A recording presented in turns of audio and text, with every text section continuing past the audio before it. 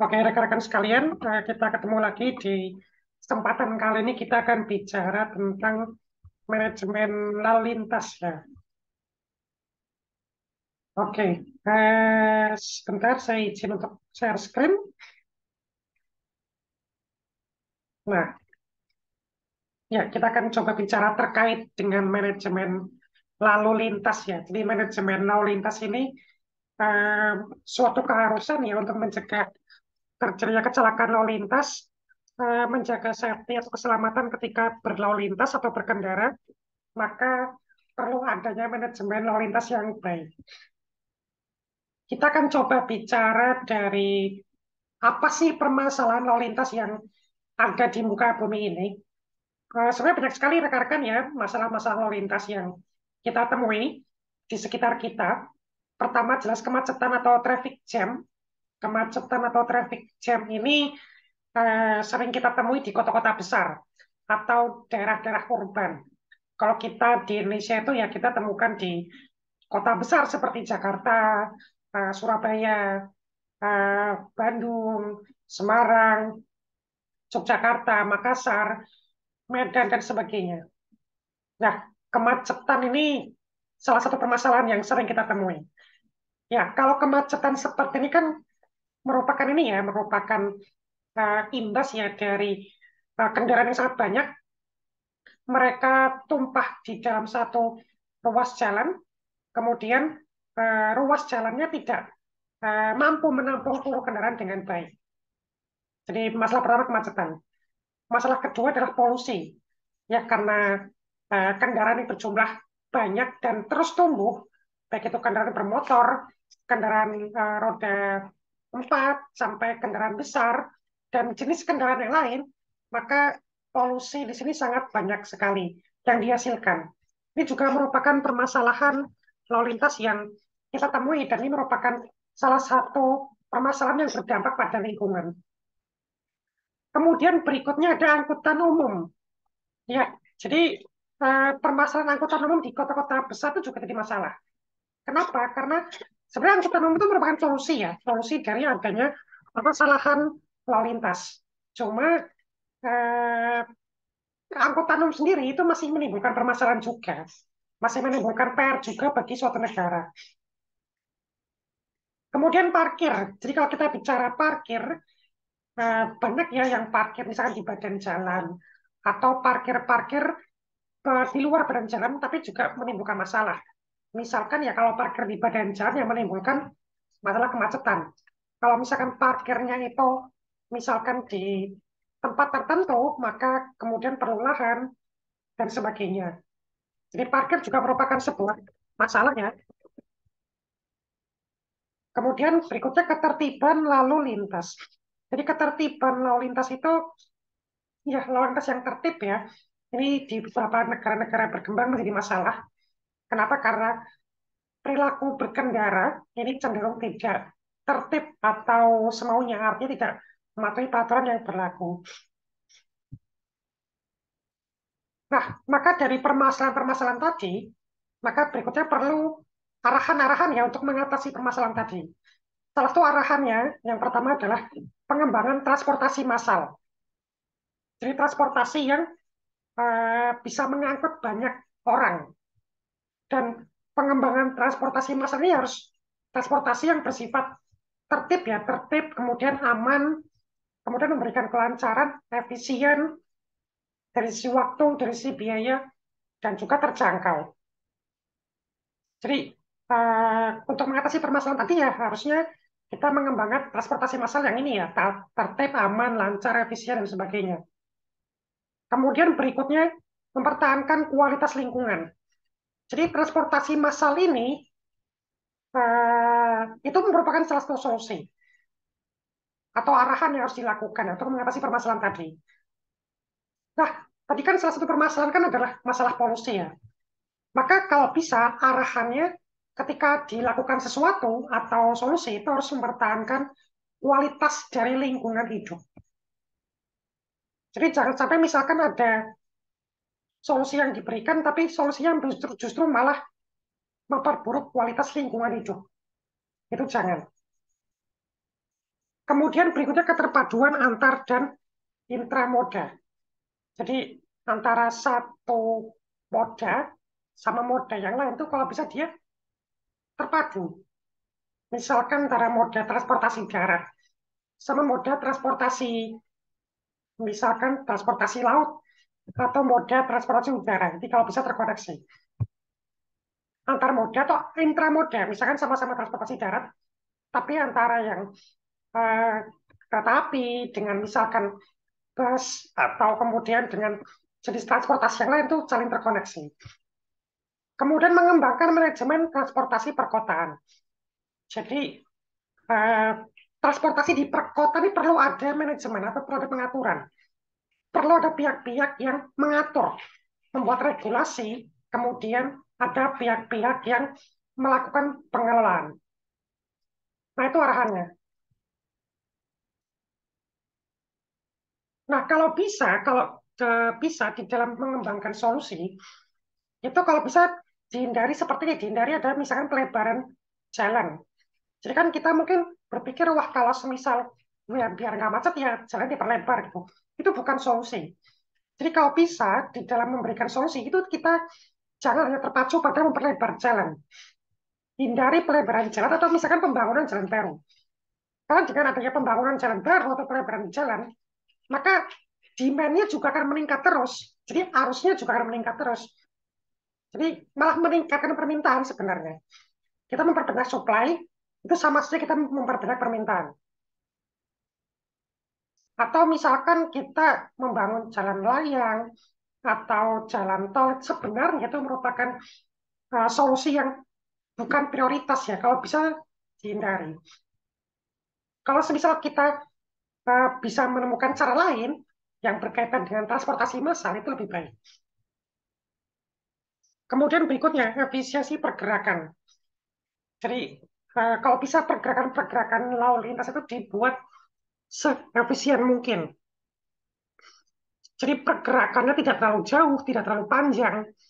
Jadi dari tempat asal ke tujuan itu berlangsung efisien, cepat, tepat.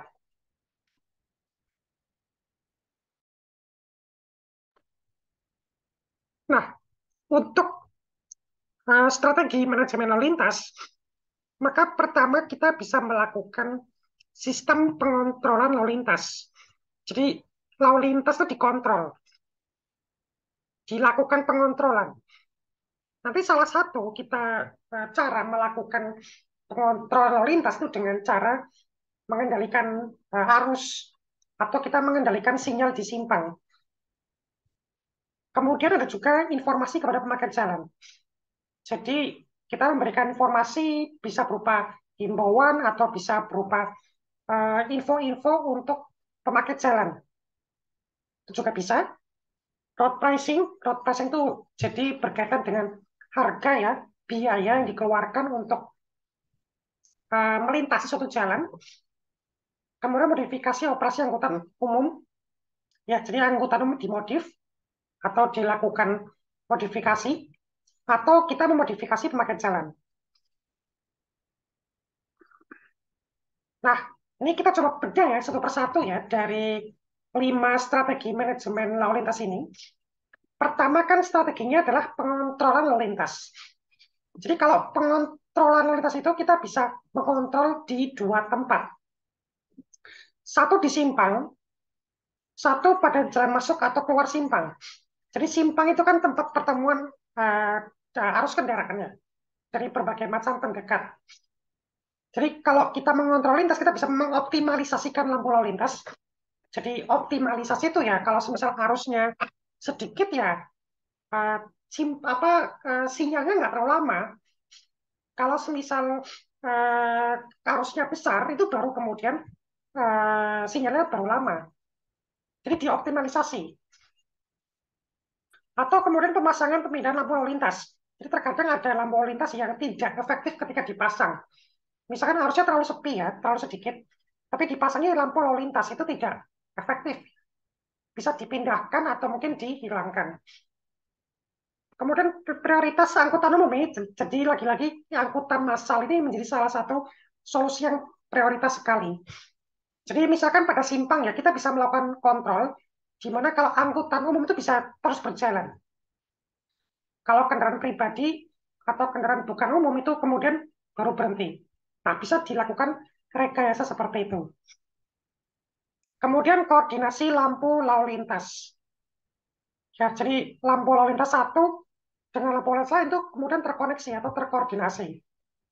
Jadi jangan sampai misalkan di sini terlalu cepat, misalkan di simpang ini, tapi di simpang lain lampu lalinnya itu lama sekali sehingga terjadi penumpukan.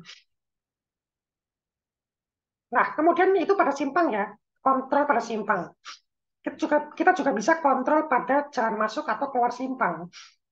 Jadi misalkan kita membuat one way atau jalan satu arah, atau misalkan kita di apil ya di simpang itu kita bisa ke kiri jalan terus, ke kiri jalan terus, atau apa namanya kita bisa ke kiri langsung gitu ya. Jadi tidak berhenti.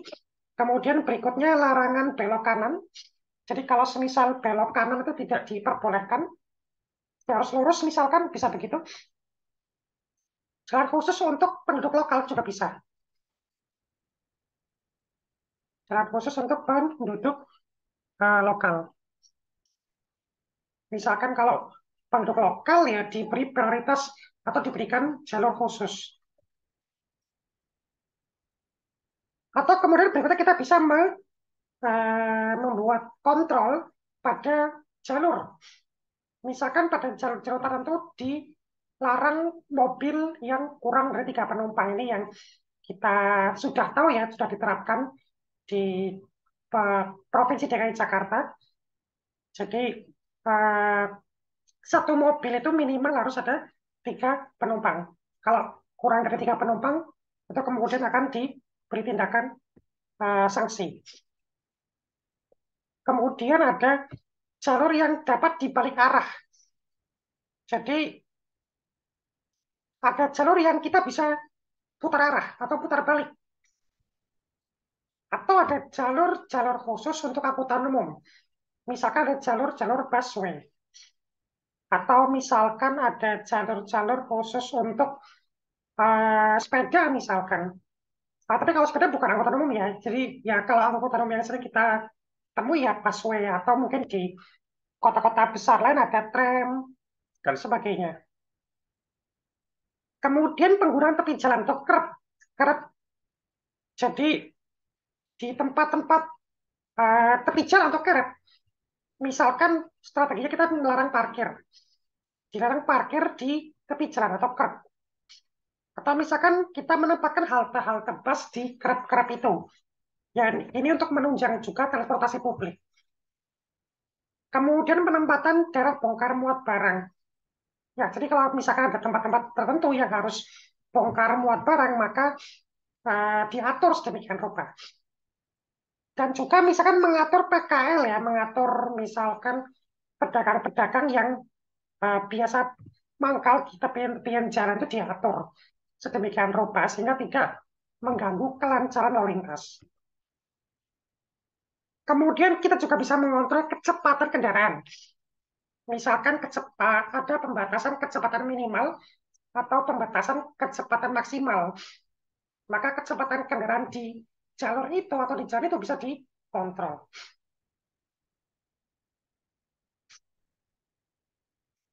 Nah, berikutnya ada pricing.